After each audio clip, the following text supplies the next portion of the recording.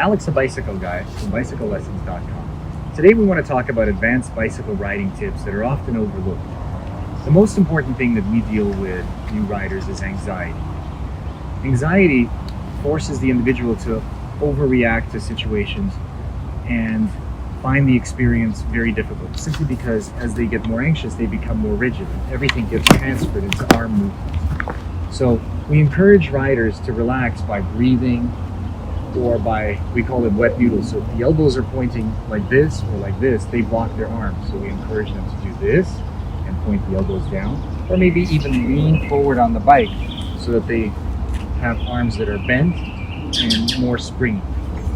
Another thing that we have riders who are anxious do is count. So we divide their attention. So for example, let's count backwards from 100 by twos. Let's name your favorite movies or cartoons, or name foods that start with the letter C.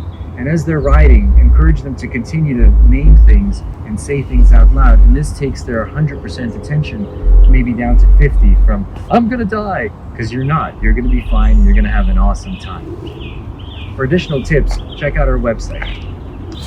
Another aspect to cover with new riders are crowds. It can be a little bit daunting when there's other bike riders or even people walking about. So we encourage new riders, once they know how to ride, to find a strip like this in a park, which is fairly narrow but has grass on both sides. What's the worst that could happen? You go off onto the grass and you'll be fine. Speaking of grass, another excellent riding tip. For riders who are finding it hard to pedal or to get that right rhythm of the speed, we can encourage you to either change the gear settings on the bicycle, or better yet, have the rider ride on the grass. Grass gives a lot more resistance, it slows the rider down, and they have to pedal a little bit harder and get a better sense. Worst case scenario, if they find that they've lost their balance, they feel a lot safer on the grass. Another thing that I would recommend, speaking of, is how to change the gears. Explain to the new rider what the numbers mean on the gears. So for example, this bike has about 8 gears. Some bikes have an additional set here, but let's just talk about this.